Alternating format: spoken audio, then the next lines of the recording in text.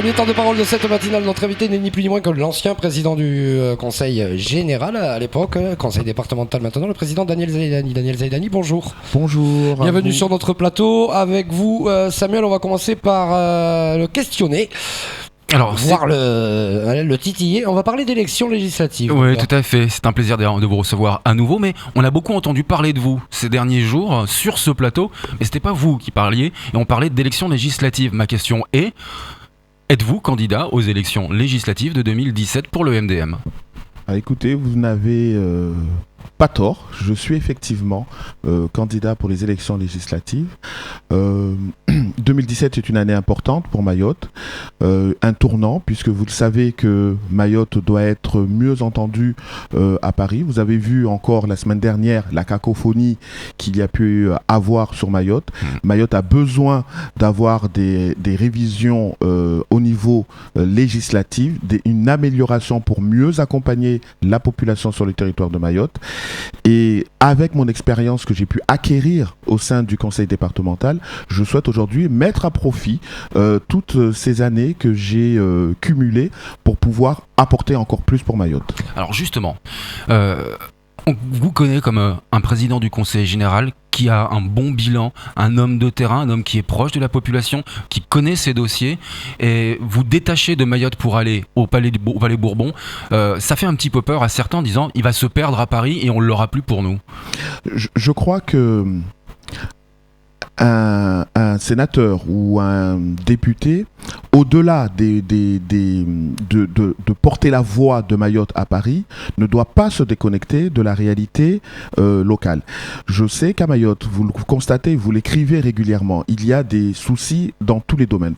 Je ne pense pas que les parlementaires doivent s'exprimer exclusivement sur les propositions de loi ou les orientations qu'ils ont données dans leur choix de vote. Je crois qu'un bon parlementaire doit également intervenir régulièrement sur les problématiques qui existent à Mayotte, tant bien même que ces problématiques ne lui concernent pas directement. Quand je dis ne lui concerne pas, c'est-à-dire ne dépend pas de lui pour être résolu. Je veux être un parlementaire qui soit présent régulièrement sur le terrain pour pouvoir justement porter la voix, pas exclusivement vers Paris, mais également en local. Vous voyez bien, par exemple, qu'il y a une nécessité de dialogue continu avec les différents acteurs sur le territoire, que ce soit les acteurs économiques ou les acteurs administratifs. Et pour cela, je veux être un relais de la population. J'ai cette expérience aujourd'hui en local. Je pense avoir fait mes preuves.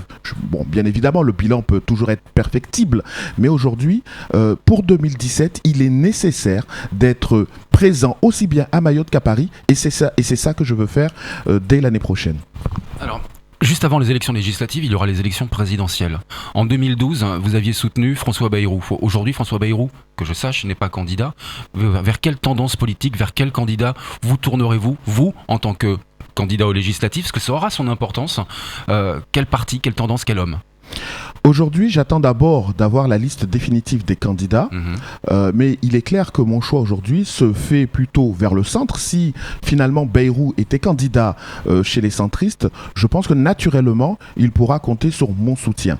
Maintenant, il semblerait que nous nous dirigeons plutôt vers une candidature du centre et de la droite, et forcément, mon choix se fera sur ce candidat qui se dégagera de ce centre et de cette droite, puisque vous le savez aujourd'hui, que les candidats issus du centre et de la gauche, du centre et de la droite sont nombreux, en particulier à droite.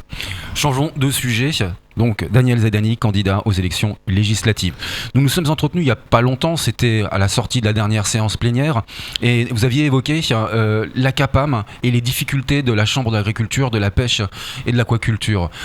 Ça y est, elle va être placée sous tutelle de l'État, les difficultés sont nombreuses, mais vous me faisiez une réflexion en me disant on peut toujours taper sur les élus et dire qu'il y a un problème de gestion et de moyens, mais l'État a un problème derrière, a des responsabilités. Lesquelles ? Écoutez, vous savez qu'ici, la Chambre de l'agriculture n'a pas de ressources propres, déjà. Elle est accompagnée, en particulier dans ses actions, aussi bien par le conseil départemental que par l'État et maintenant l'Europe. Aujourd'hui, la première difficulté, c'est qu'on se rend compte tout simplement qu'il y a eu un vide entre les anciens programmes et les nouveaux. Lorsque je parle d'anciens, je pense notamment à l'ODEADOM, etc. Et nouveaux, je pense au POSEI, je pense surtout au Fonds européen, le POSEI ou le FEADER. Donc, vous voyez, avec les nouveaux fonds, par exemple, c'est des sommes considérables qui sont proposées à Mayotte. Sur le POSEI, c'est pour structurer les filières, c'est jusqu'à 7 millions d'euros. C'est intéressant, c'est pour relancer la culture de l'ilang, de la vanille, des bananes, de la vicole. On en parle actuellement de la vicole, mais on voit bien derrière tout cela, lorsqu'on veut relancer tous ces financements, parce que la manière de financer les projets a changé. Jusqu'à présent, les fonds étaient apportés, les fonds étaient identifiés et étaient apportés aux agriculteurs pour qu'ils puissent réaliser leurs projets. Aujourd'hui, si nous attendons très clairement que ce soit Bakoko Saïd qui qui finance ses propres alambics, ou qui finance son poulailler, qui finance les routes qu'on veut faire sur les routes agricoles, vous voyez bien que Bakoko Saïd n'y arrivera pas. Et c'est pour cela que là-dessus, lorsque vous avez que l'autorité de gestion, c'est l'État, l'État doit jouer ce rôle d'autorité de gestion en avançant les moyens financiers, ce qui n'est pas forcément le cas partout et tout le temps. Et c'est pour cela que les difficultés sont là. Et c'est pour cela que les moyens financiers ne sont pas consommés, parce que, encore une fois, lorsque j'ai fait venir M. Cialos, le commissaire européen, en juillet 2013, c'était justement pour lui montrer les difficultés que rencontraient les agriculteurs mahorais. Eh bien, lui-même avait dit il faut y aller petit à petit, pas à pas, et accompagner au mieux. Mais accompagner au mieux, c'est d'abord l'autorité de gestion qui doit accompagner les agriculteurs.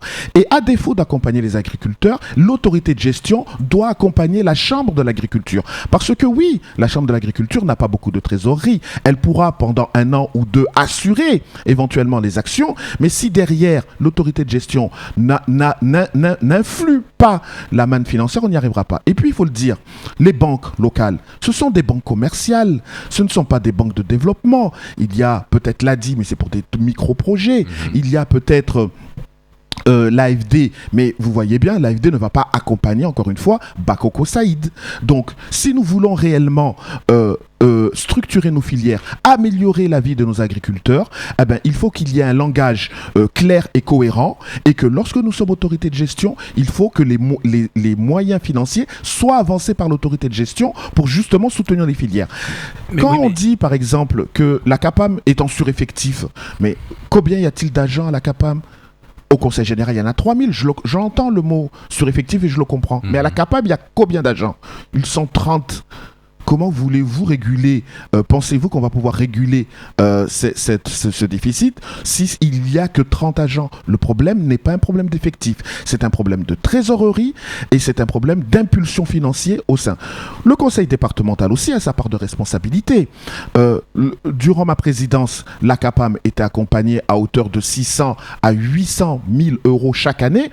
Peut-être ils n'obtenaient pas cet appoint financier en début d'année pour faciliter la trésorerie, mais elle l'obtenait. C'était une trésorerie garantie.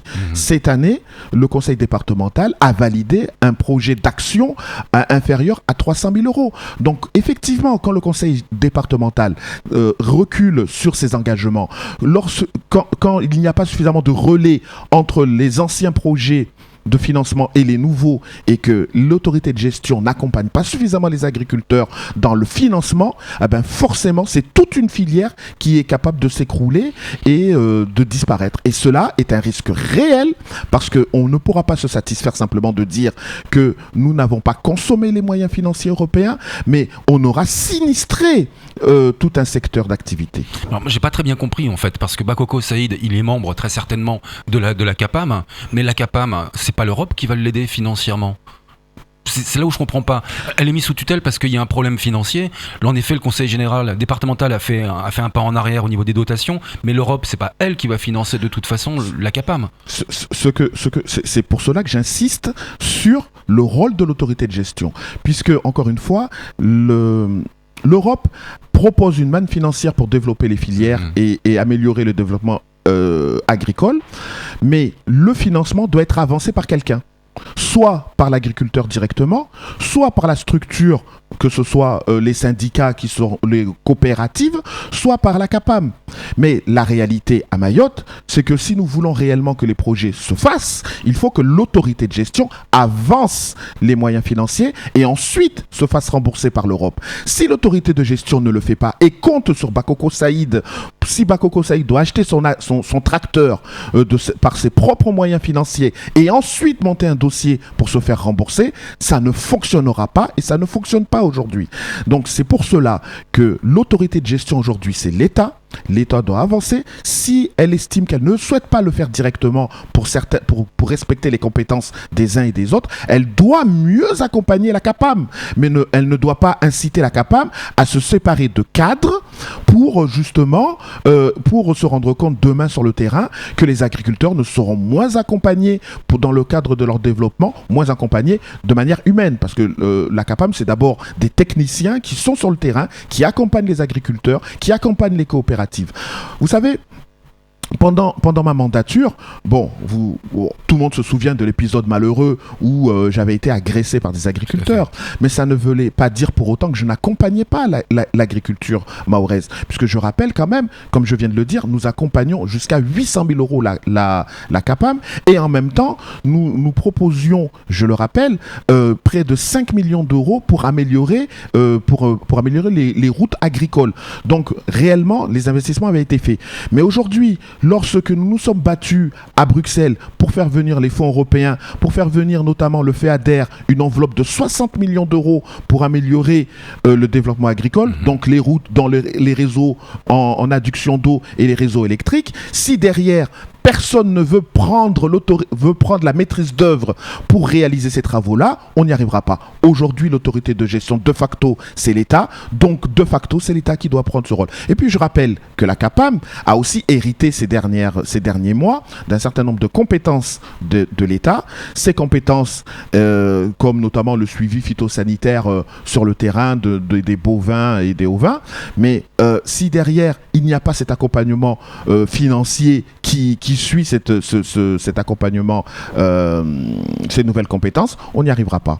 Donc c'est pour cela qu'il est impératif que si nous voulons, il ne s'agit pas simplement de dire qu'elle est sous tutelle et que ça ne va pas, on voit bien qu'il y a actuellement un vide entre l'ancien programme et le nouveau, et il faut que Bakoko Saïd soit accompagné par l'État. Alors, il y a plein de sujets que je voudrais aborder, mais il nous reste 1 minute. Ouais. Je vais choisir le sujet de l'organigramme qui est dans l'actualité aujourd'hui. Il y a un recours au tribunal administratif. Il est contesté, cet organigramme du conseil départemental. Dans la procédure, on parle de népotisme, voire de corruption, et surtout de personnes qui ne seraient pas à leur poste. Qu'est-ce que vous en pensez avec le regard que vous avez, vous, de l'hémicycle et de l'administration? Alors, en étant le plus objectif possible, la contestation a été inévitable. Je rappelle que les structures syndicales, les commissions qui se sont réunies ont donné un avis défavorable à l'évolution de cet organigramme, et malgré tout, le passage en force est fait. C'est comme un peu le 49.3 ici localement. Voilà. Donc, malgré tout, il s'est fait. Je rappelle que j'avais également insisté en séance plénière sur la nécessité d'avoir une transparence dans la nomination des personnes, notamment d'une mise en place de jury. Mais vous avez pu entendre le président du conseil départemental, le jury était composé tout simplement du président et des vice-présidents. Est-ce que c'est ça, un jury impartial? Je n'en sais rien. Bon, maintenant, il suffit d'observer. Mais dans tous les cas, la contestation était inévitable. Les garde-fous n'ont pas été mis en place. Donc, je pense que si aujourd'hui, un agent estime que ses droits n'ont pas été respectés, il est logique qu'il les défende au niveau du tribunal administratif, puisqu'il n'a pas pu avoir les structures préalables n'ont pas été totalement respectées, ou du moins leur avis. Merci beaucoup Daniel Zaïdani. C'est vrai qu'on aurait eu beaucoup d'autres questions. Malheureusement, on est arrivé au bout de ce temps de parole. À très bientôt. Je vous en prie. C'est tout pour ce temps de parole. Tout de suite, la suite de nos programmes.